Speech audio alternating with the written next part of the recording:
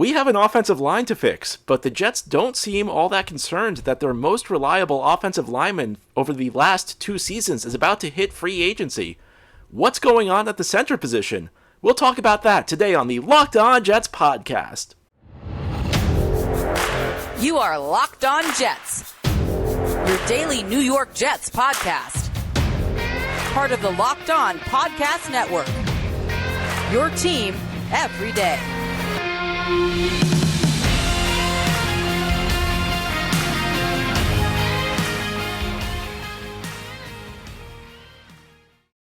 Welcome. This is the Locked On Jets podcast, part of the Locked On Podcast Network, your team every day.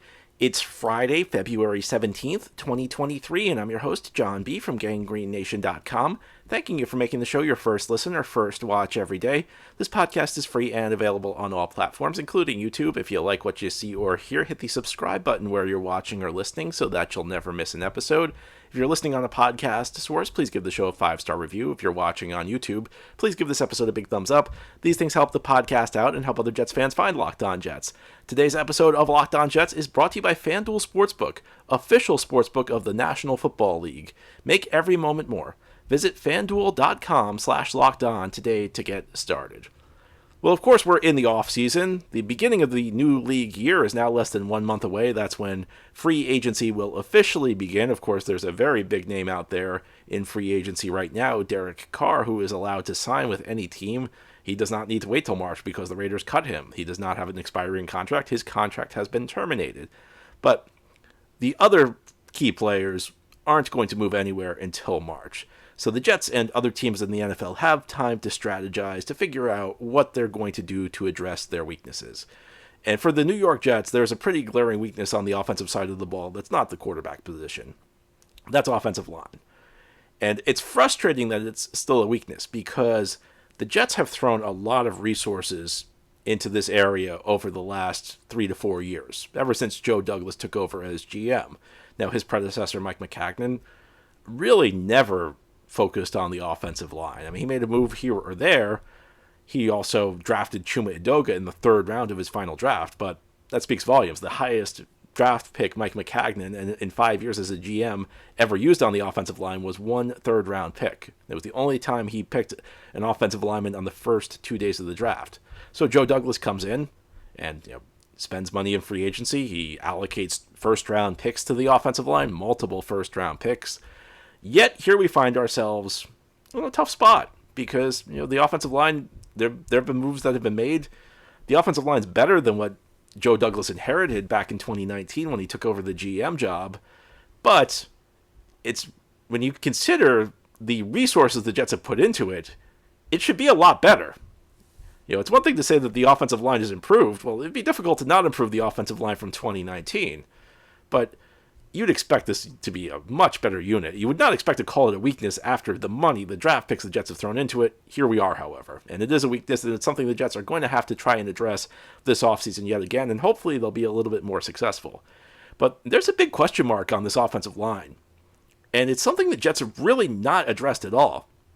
And that's the center position. Because Connor McGovern, in my view, has been the most reliable offensive lineman on this team the last 2 years. He's stabilized the center position, and if you're a longtime listener of the show, you know that the first couple of years of the history of Locked On Jets contained a pretty common segment, which was me complaining about how the Jets did not have a good center. And ever since the Jets have brought in Connor McGovern, he's really stabilized the position. He's durable. He's only missed 2 games in 3 years with the Jets. He got off to a bit of a shaky start that first year in 2020, but the second half of that season he played well. He continued to play well through the next 2 years. In fact, last year, you may remember, I did an awards show at the end of the season, and in part because the Jets did not have a very good year, winning 4 games, and there were not many contenders, but he was the guy I voted as my my player of the year for the Jets. I think he was good. There weren't many other guys on the team who were good. But McGovern has helped, I think, stabilize a position that really sank the Jets' offense ever since Nick Mangold retired. Between Nick Mangold retiring in 2017 and Connor McGovern coming in 2020, the offensive line has been an issue, and the center position really did a lot of damage to this team. When you're talking about Wesley Johnson or Spencer Long or Ryan Khalil or Jonathan Harrison, the Jets could not find an answer at the center position. And that's why it's so odd, because McGovern is even indicated in media interviews that the Jets have not approached him about a new contract. And I'm not really sure what the plan is, because there's no internal option that comes to mind for me. I mean, it's always possible that there's some young guy the Jets have been developing who, is going to make a leap that we're not expecting. But I don't see any internal option. It's not like the Jets drafted somebody last year to let him develop, or maybe let him begin at guard and with the idea that he was eventually going to move into center. I don't know if you can go to the draft needing a center. I don't know how good of a year this is. And beyond that, I'm looking at the free agent class. It's not like there are a ton of centers available. McGovern, could be near the top of the group. I mean, the other guy who maybe comes to mind, Ethan Pozick from the Cleveland Browns, but I'm surprised the Jets did not act more proactively in trying to bring McGovern back. Now, there's an argument to be made that maybe center's not as critical as it was 20 years ago in the NFL, because at that point in time, lots of teams were running a 3-4 defense. I mean, the 3-4, the most critical player, in my opinion, is the nose tackle, and that was a guy who lined up directly across from the center. And so the center needed to be able to handle that guy. And it's not easy, because when you're the center, you have all these pre-snap responsibilities. You need to make sure the team's in the right blocking assignment, both on run plays and passing plays. That's part of your job, is to make those calls. And then you have to snap the ball. And after you snap the ball, you have to engage a defender, a big 300-pound defender, sometimes 320, 330. Not so easy to do, especially when that guy's lined up directly across from you. In today's game, those players, those big nose tackles, not as prevalent, because teams are, even the teams that play three-man defensive lines, it's about penetrating, it's about getting up the field. 20 years ago, the 3-4 nose tackle was a guy who was really there just to tie up blocks. He was essentially there to eat up two blockers, a center and one of the guards. He was there to draw a double team. In today's NFL, the passing game has become so prevalent that teams want their pass rushers to get up the field. Your job as a defensive lineman generally, and there are some exceptions, is not to eat up blocks. Your job is to get up the field and make a play. And of course, that's not true on every play. It's not true of every player. It's not true of every scheme. But broadly speaking, compared to 20 years ago, that's the direction the league has moved in. So from that standpoint, I can kind of understand why maybe you would not emphasize center as much. The other factor that comes into play is something I just mentioned about how the center is partially responsible for making the calls on run plays and passing plays. He works in tandem with the quarterback to make sure you're in the right protection. So you look at a scenario right now where the Jets are looking at bringing in a veteran quarterback. The last 2 years, obviously, the Jets have had a young quarterback. They've had Zach Wilson. And before that, they had Sam Darnold, another young quarterback. So in those situations, it was really important for the Jets to have a center, because the team, the center quarterback team, the duo that works together to make sure you're in the right protection, when you have a young quarterback, a lot more of the burden is going to fall on the center. You don't want your young quarterback to have to do it all. So a center is more important for a team with a young quarterback. A team with a more veteran quarterback, the quarterback can do more of the heavy lifting at the line, making sure you're in the right blocking schemes. So maybe the center is not quite as critical in that sense, and especially if you're going to have to pay a big quarterback, maybe an area where you like to save money is center. But I still think it's a really important spot on the team. I think in today's NFL, it's become clear that it's difficult to develop offensive linemen in this league. So even drafting somebody, I don't know how comfortable I'd be with the Jets trying to take that approach, because it may not be as easy as finding a plug-and-play guy. And I don't know where the great option is in free agency. I don't know. I'll put it this way. I don't know where the option is that is clearly superior to Connor McGovern. Maybe there's somebody out there who's as good, but I really am baffled by the lack of movement on any sort of new deal for McGovern. He's not that old. He still has some good years left in him, I presume. And the Jets have shown no desire to keep him. I hope that this changes, or I hope there's some sort of plan out there, because right now this is a huge question mark. We're not talking about it because we don't think of center as a whole, because McGovern's been so good that we take for granted he's going to be back. However, we don't know that he is. Very puzzling situation. Speaking of puzzling situations, there's the tackles position for the Jets. And Jets will have somebody hopefully coming back next year who really hasn't played in 2 years. That's Makai Beckton. How should Makai Beckton factor into the Jets' plans moving forward? Well, we'll discuss as we continue this Friday episode of the Locked On Jets podcast. This episode of Locked On Jets is brought to you by FanDuel Sportsbook. I know we're talking off-season right now. We're talking free agency. We could be talking the draft soon. That means there are no NFL games happening right now. But you're in luck because we're still at the midway point of the NBA season. And now's the perfect time to download FanDuel, America's #1 sportsbook. Because new customers get a no-sweat first bet of up to $1,000. That's bonus bets back if your first bet doesn't win. Just download the FanDuel Sportsbook app. It's safe, secure, and super easy to use.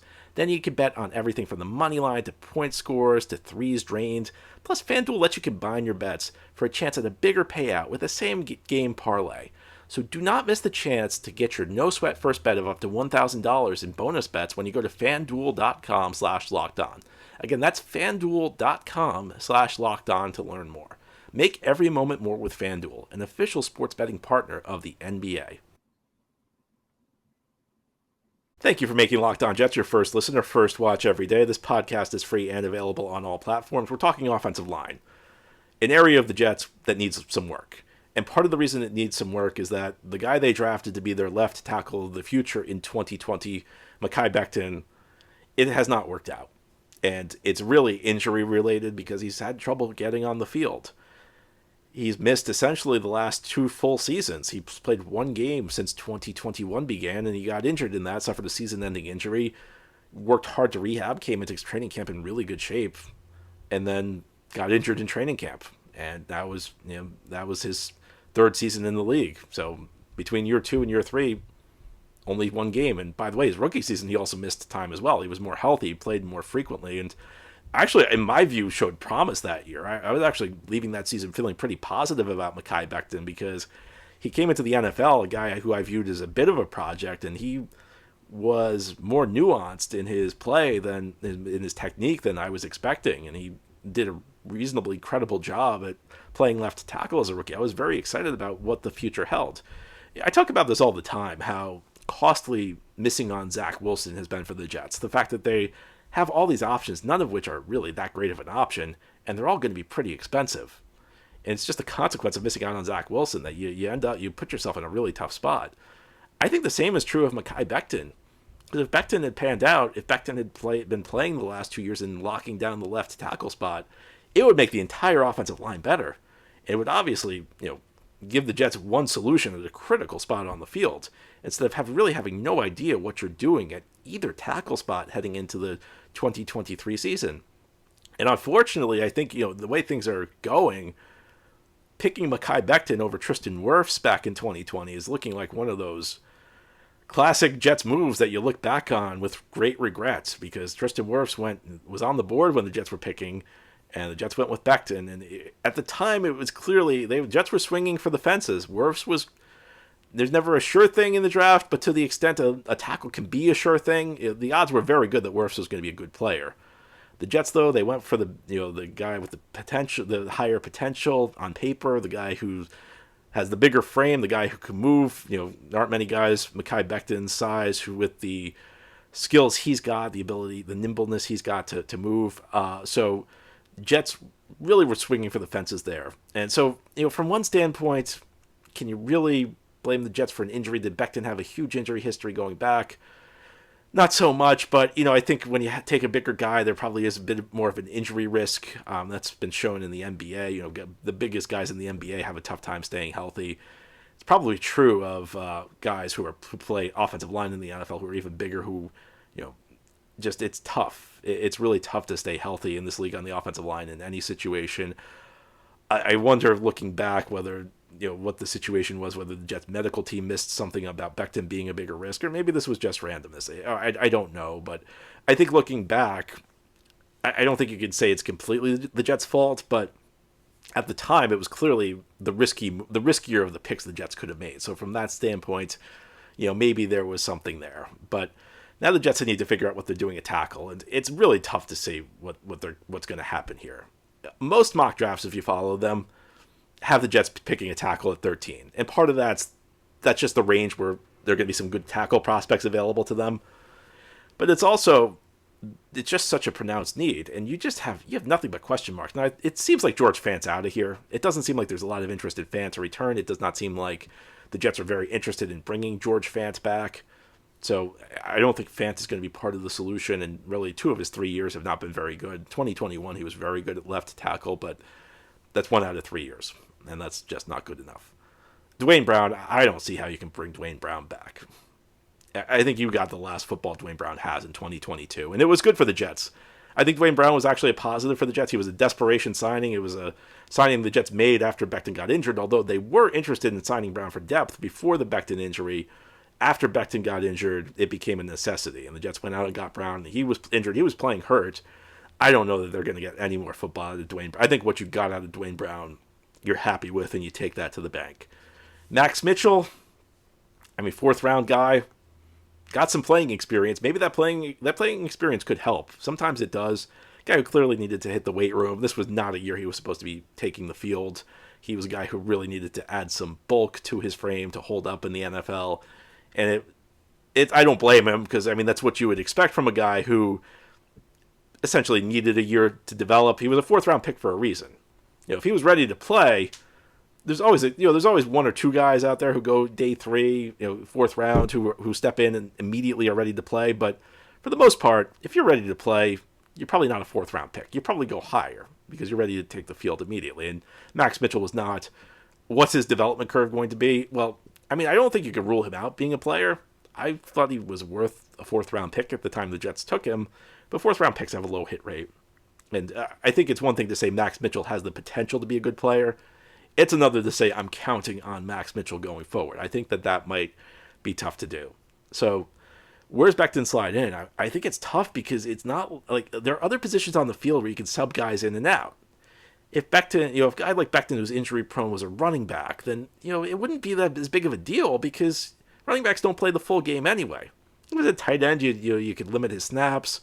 On the defensive side of the ball, defensive linemen rotate in and out, but tackle and really any of the 5 offensive line spots, you need your guy to be there the full 17 games. You need your guy to be able to play 100% of the snaps.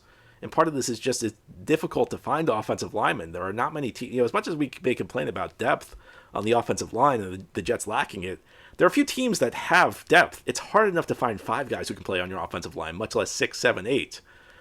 So I look at the situation. It's tough for the Jets because there's not really much of a solution out there that's obvious. But at the same time, I just don't know that you can count on Becton. He's missed 2 straight years. Are you ready to count? I'll say this: if Makai Beckton can stay healthy next year, it solves a huge problem for the Jets. And it's not totally unprecedented. I can think of some offensive linemen who seemed kind of injury prone early in their careers and kind of figured it out. I don't know if they figured it out, but they had better injury luck going forward. Jack Conklin, who started with Tennessee and went to Cleveland, is an example.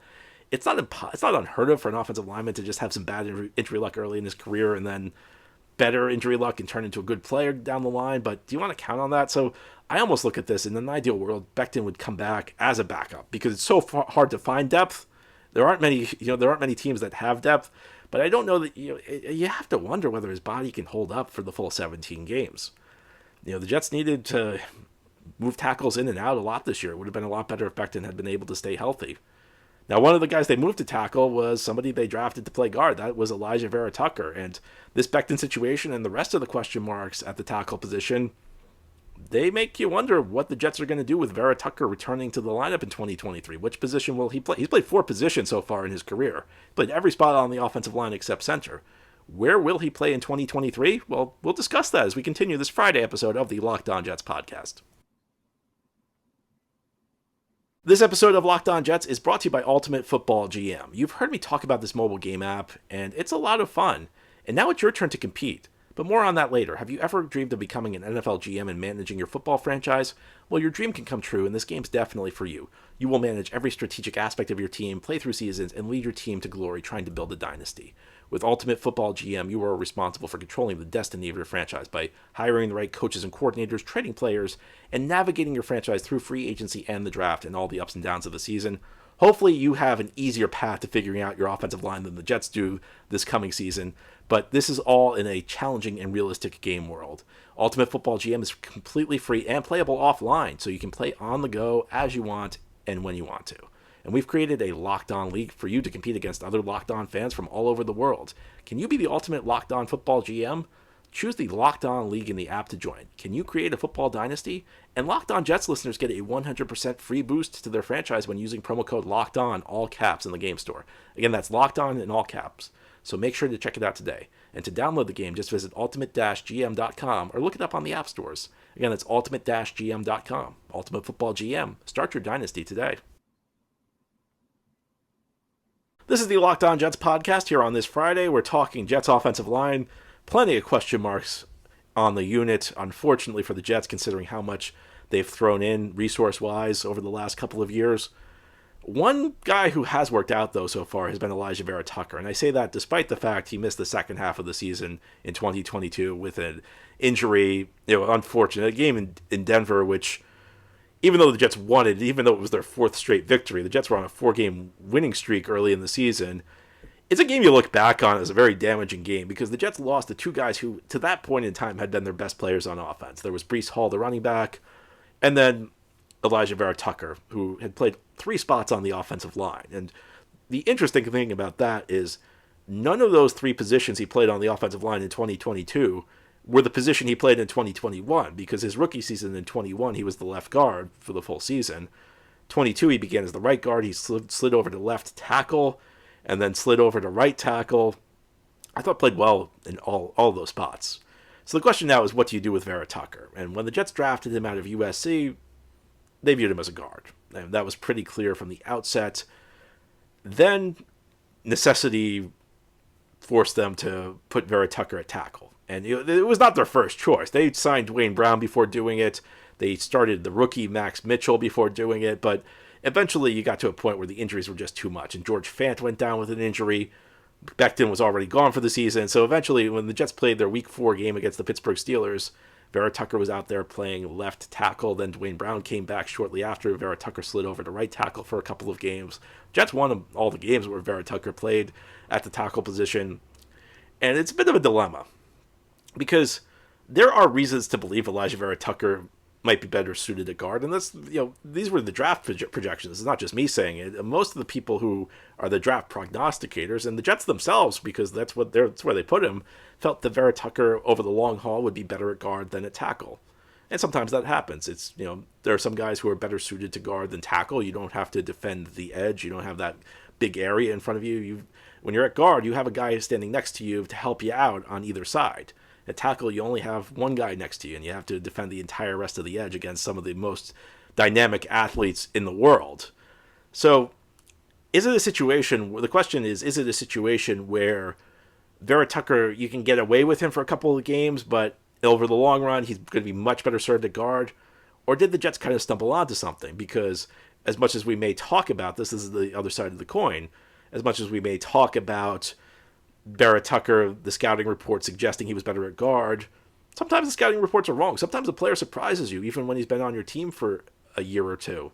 And, maybe the Jets stumbled onto something. My general view on these things is that you play the player at the higher value position until he fails out of it. And for Vera Tucker, the higher value position is tackle. And it's not that guard lacks value. But generally speaking in the NFL, it's harder to find a tackle than it is to find a guard. That's just the way it is.